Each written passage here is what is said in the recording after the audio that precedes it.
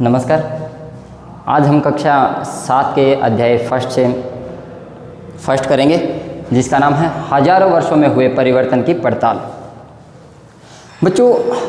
इस अध्याय के बारे में हमने क्लास 6 में देखा था कि इतिहास में किस प्रकार से कैसे परिवर्तन होते हैं। उन्हीं चीज़ों को, उन्हीं कड़ियों को आगे बढ़ाते हुए हम देखते हैं कि जो परिवर्तन हुए थे हमने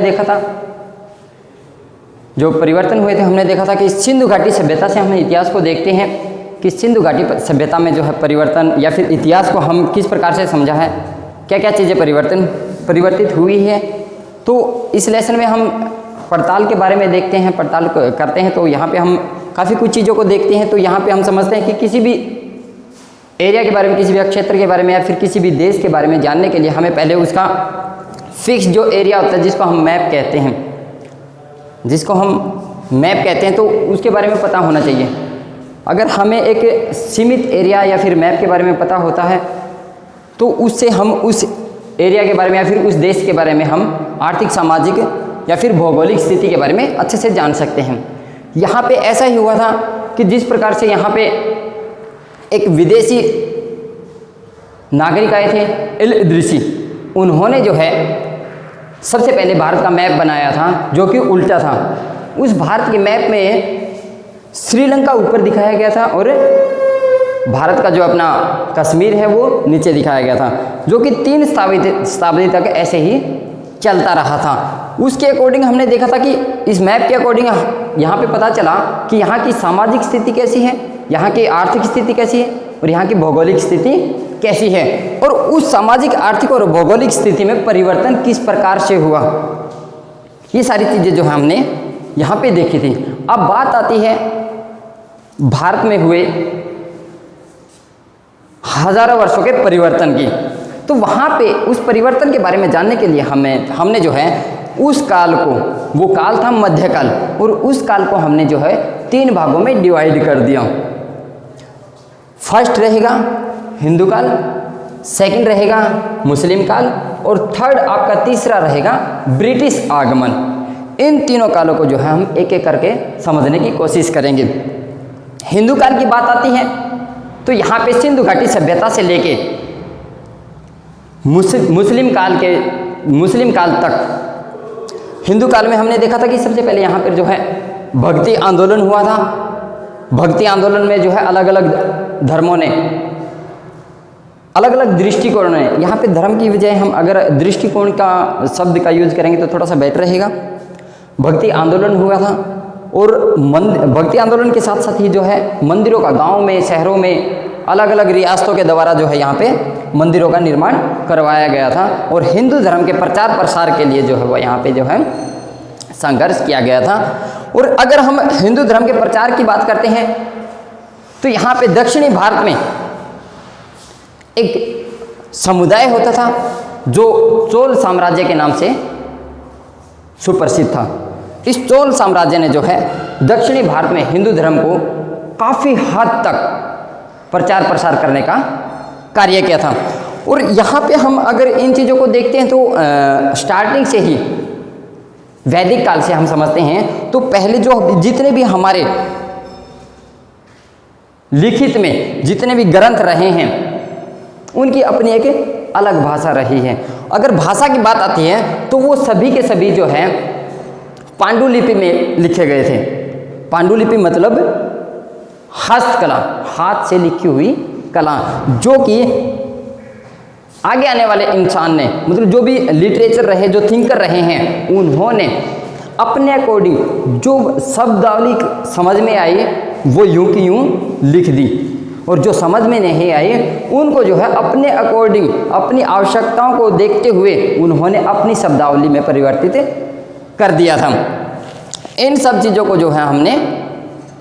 परिवर्तन होते हुए देखा, जो कि आगे आने वाले समय में जो है वो सारी चीज़ें जो है स्टेप बाय स्टेप परिवर्तित होती गई थी। तो अब हम ये देखते हैं कि भाई हिंदू धर्म में पहले क्या चीज़ें थी और अब क्या चीज़ें हैं। तो वहाँ पे हम अगर थोड़ा सा पड़ताल करने की कोशिश करते हैं तो हम वहाँ पे ये पाते हैं कि जैसे स्टार्टिंग में हमने पढ़ा था सिंधु घाटी सभ्यता में कि जिस समय यहाँ पे स्टार्टिंग में आग की खोज की गई थी, पहिए का आविष्कार किया गया था, और उस पहिए का फिर जो है समय समय पर जो है उसकी ज़रूरतें जो है वो बढ़ती चली गई और उसके प्रयोग जो है अलग अलग प्रकार से किए जाने लगे। जहाँ पे जो है बैलगाड़ी में उस पहिए का इस्तेमाल किया गया और आज परिवर्तन के साथ साथ उस पहिए का आविष्कार जो है हवाई जहाज़ तक किया जाने लगा। अब बात आती है कि इन तथ्यों का हमें किस प्रकार से पता चलता है कि पहले क्या हुआ था और अब समय के बदलाव के साथ क्या चीज़ें हो रही हैं। तो वहाँ पे हम इन तथ्यों को अगर जानने की कोशिश करेंगे तो हम देखते हैं कि प्राचीन समय में मोनार्की था। जिस समय मोनार्की इट मीन्स राजतंत्र, जब राजतंत्र था तो अलग अलग शासकों द्वारा अलग अलग राजाओं द्वारा जो है अपने अपने समय में इमारतें बनवाई थी, मंदिरों का निर्माण करवाया था, अभिलेखागार, इन सब चीज़ों का अगर हम अभिलेखागार की हम यहाँ पे थोड़ा सा डिफाइन करने की कोशिश करते हैं तो आज के समय में जिस प्रकार से आज के समय में एट प्रेजेंट हम देखते हैं कि सरकारों द्वारा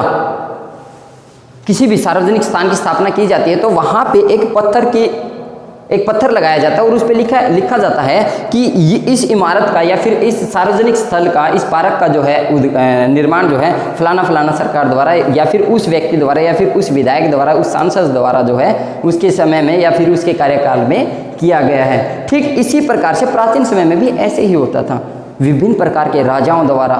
विभिन्न प्रकार के जो शासक रहे हैं मोनार्की में, उनके द्वारा जो है अपने अपने समय में ये सारी चीज़ें करवाई जाती थी। और दूसरा हम देखते हैं कि सभी शासकों द्वारा अपने अपने समय में करेंसी, मुद्रा, अलग अलग सिक्के चलाए गए थे जो सिक्के उस समय के होने का हमें अंदाजा करवाते हैं। तो यहाँ पे इस प्रकार से जो है हिंदू धर्म में काफ़ी परिवर्तन देखने को मिले थे।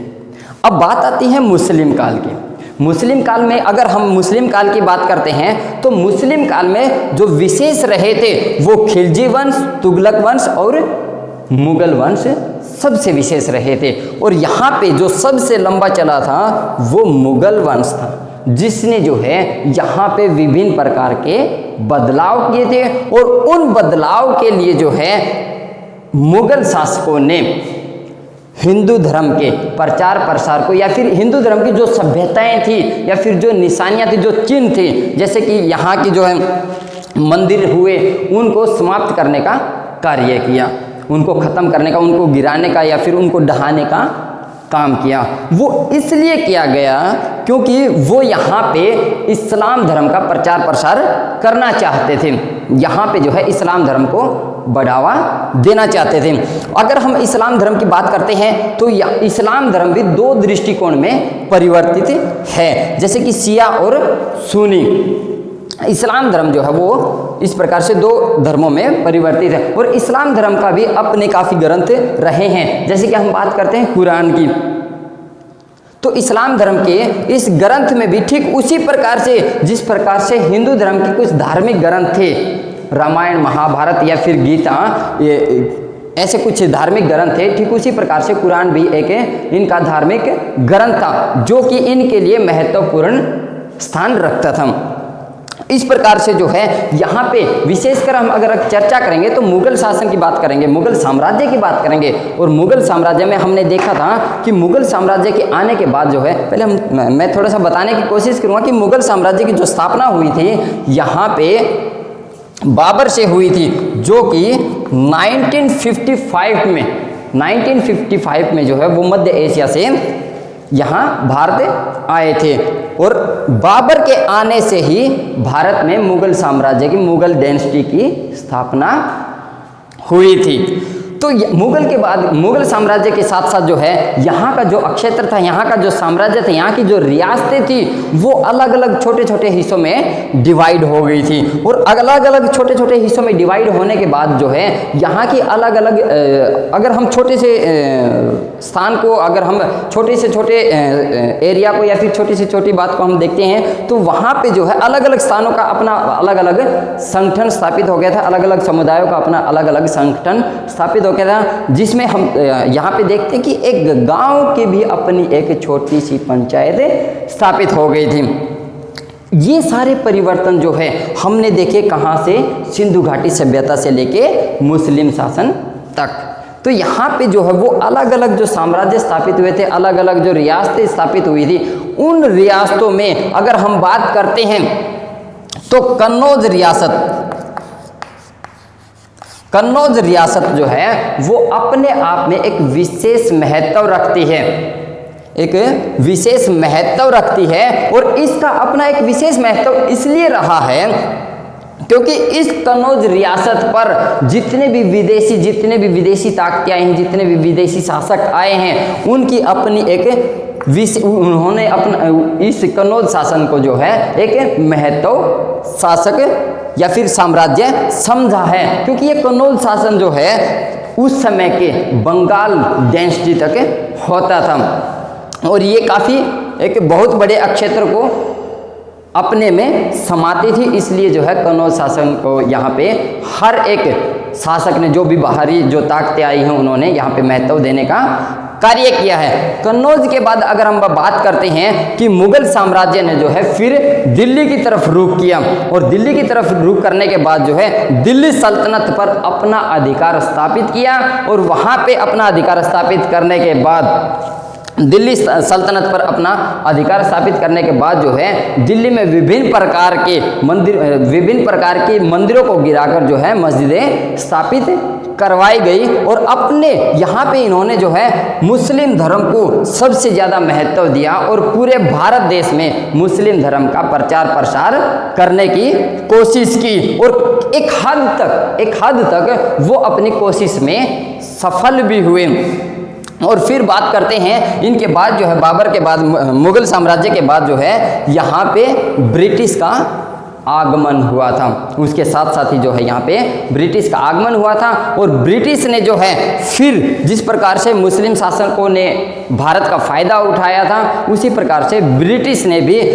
भारत के एक बहुत बड़े हिस्से पर अपना अधिकार करके, अपना एक एकाधिकार करके जो है इस पे अपना हक जमाने का कार्य किया था। मैं थोड़ा सा डिटेल में बताना चाहूँगा कि ब्रिटिश जो यहाँ पे आए थे वो सिर्फ और सिर्फ स्टार्टिंग में एक व्यापारी के तौर पे आए थे, एक उपनिवेशक के तौर पे आए थे। उपनिवेशक को अगर हम इंग्लिश में समझने की कोशिश करेंगे तो वो कॉलोनियलिज्म की बात करते हैं। तो यहाँ पे हम देखते हैं कॉलोनी प्लस लीजम। अगर हम इसको थोड़ा सा समझने की कोशिश करते हैं, कॉलोनी मतलब अलग से कॉलोनी, समझ रहे हैं? कॉलोनी मतलब ये जो ब्रिटिश शासक थे उन्होंने अपनी कॉलोनियां वहीं पे स्थापित की जहां पे जो काफ़ी कीमती चीज़ें, जैसे कि साउथ में, दक्षिणी भारत में हम बात करते हैं कि ये व्यापार करने के लिए आए थे, और वहाँ पे लौंग, इलायची, काजू जैसी जो है काफ़ी कीमती चीज़ें वहाँ पे होती थी। तो उन्हीं क्षेत्रों पे इन्होंने अपनी कॉलोनी स्थापित कर ली, और वहाँ पे कॉलोनी स्थापित करके जो है उन वस्तुओं पर, उन फसलों पर या फिर उन क्षेत्रों पर अपना एक अधिकार स्थापित कर लिया, और उनको अपने अधिकार में लेने के बाद जो है उन्होंने वो व्यापार, उन वस्तुओं की खरीद फरोख्त जो है वो अपने अकॉर्डिंग, अपने आधार पे की, जो कि सस्ते दाम पर वहाँ पे खरीदते थे और महंगे दामों पर अपने देश में बेचते थे, अपने यूरोप में लेके जाते थे। तो इस लेसन में हमने देखा सिंधु घाटी सभ्यता से ब्रिटिश आगमन तक देश में किस प्रकार से क्या क्या परिवर्तन हुए, और उन परिवर्तनों को हमने किस प्रकार से समझने की कोशिश की है। ये सारी चीज़ें जो हमने इस लेसन में देखी हैं, और नेक्स्ट लेसन में जो है हम इसके स्टेप बाय स्टेप सारी चीज़ें देखते चलेंगे। Thank you ji. So guys, अगर आप लोगों को हमारे द्वारा दी गई जानकारी अच्छी लगी तो हमारे YouTube चैनल SGS मिलकपुर को सब्सक्राइब करें, बेल आइकन का बटन दबाएं, ताकि हमारे द्वारा बनाई गई वीडियो आप तक समय समय पर पहुंच सके। इस वीडियो को लाइक करें, शेयर करें, और आप लोगों का जो भी डाउट रहता है उस डाउट को कमेंट बॉक्स में अवश्य डालें।